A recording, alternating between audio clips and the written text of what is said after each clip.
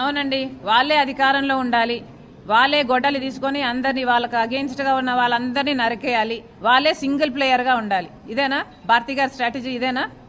అంతే కదా, గొడ్డలితో మిగతా వాళ్ళందరినీ నరికేయండి, మీరే సింగిల్ ప్లేయర్ గా ఉంటారు. అప్పుడు ఈరోజు అవినాష్ రెడ్డి గారు ఊరు దాటిపోవడానికి ఇక ఓటమిని ఒప్పుకునే పరిస్థితికి వచ్చి పాస్పోర్ట్లు కూడా తయారు చేసుకుంటున్నారు.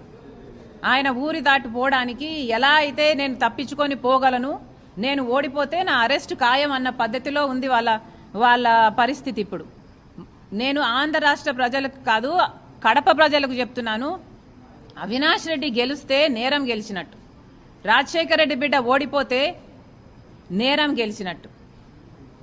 కడప ప్రజలందరూ ఆలోచన చేయాలి. మీ ఎంపీని కలవడానికి మీ జిల్లాలోనే మీకు వీలుండాలి అంటే రాజశేఖర రెడ్డి బిడ్డకు ఓటేయండి. మీ ఎంపీని కలవడానికి మీరు జైలుకి వెళ్ళాలి అంటే అవినాష్ రెడ్డికి ఓటేయండి.